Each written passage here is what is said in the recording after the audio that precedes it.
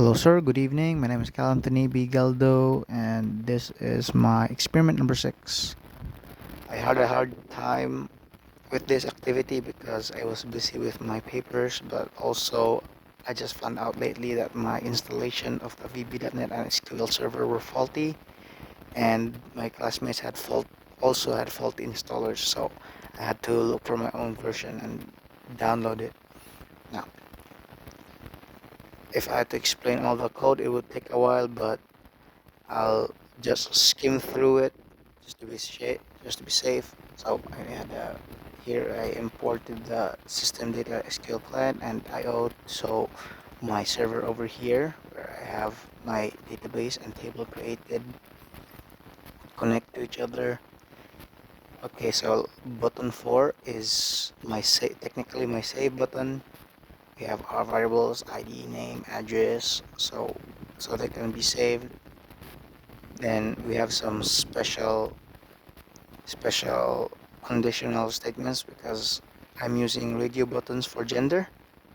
Then this bunch of lines over here is how you connect the VB.NET to the SQL using commands and using this variable as a connection. You can see here the server is named, and we have the names of our columns over here. And to skim through it is for the pictures, this is for the picture, and this is for the rest of the columns. And it's to open, and this detects if our inputs are valid and saves them inside the SQL server. This is one of the core lines of code that will cause lot of errors, not just because of this line, it's because of these lines. So this line right here is very dependent on these lines before it. To skim it, after you show a message box, then you clear all inputs. After that, this is just the bin where it just shows all of the progress or the saved people. I'm giving out spoilers now, but let's skim through it because I'm lacking in time. So button number 5 is my delete, where it's just similar to the insert. We are just using the same logic, we're using the same length of code, but it's for a different purpose because we're deleting them. All this is for the edit image here. Now this program isn't actually completed yet because I was afraid to not pass on time, so I'm just gonna pass half-heartedly with this. So this bill is just for the clear, and this one I was having a hard time with this one because this is the update source right here.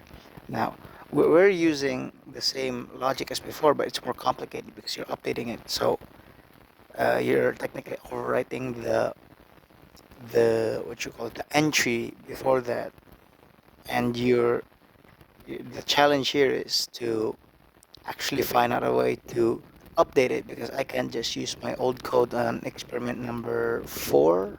No, I think it was 3. Yeah, experiment number 3, where updating is just a matter of searching the whole thing and just replacing it outright.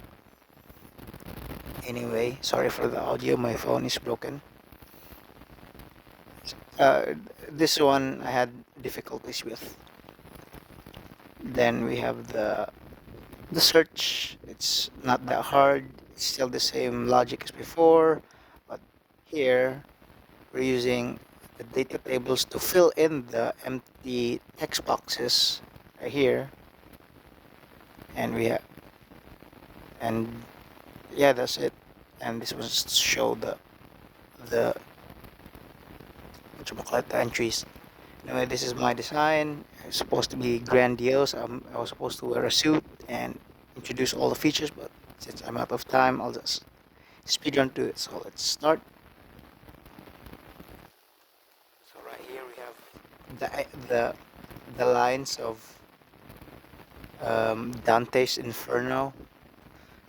Okay, so I think I already have a little bit of, yeah, I already have some entries here. So first of all, I couldn't really put in a lot of air trapping. There is air trapping, but I could really put in a lot of air trapping because of the time constraints. But first, let's demonstrate the search feature. So the way my search feature works is you input an ID number right here. So let's say we have the student number of 213213. Then when I press the search button, it displays all of the data here, like name, address, accurate here. Then after that, let's demonstrate a delete function. So we can uh, no, let's just try the insert function first. So as you all know, we already have the 213. What if I add a 2135624? So now we have an AD. I'm just modifying stuff here. I'm not updating. I'm just gonna insert them. So I choose the gender, then I insert them. Then it says once it's actually saved, it gives you a message. It's okay, and there you go. It's now on the bottom right here. And let's try the delete feature. So how about that input earlier? It's the delete feature works similarly to the search feature where you just type in the ID number. So it's 213213564. You press delete. I made a play on it since this is supposed to be a program where people from hell can manage the rotten souls, but what if they made a mistake? So send the fool to heaven. So this entry right here, this person should be sent to heaven. And it's not really updating because I actually didn't put in a bin, but if you just reshow, you'll see that it's already gone. Okay, so here comes the bad stuff. Okay, let's demonstrate that. Okay, I can actually just change the image right there.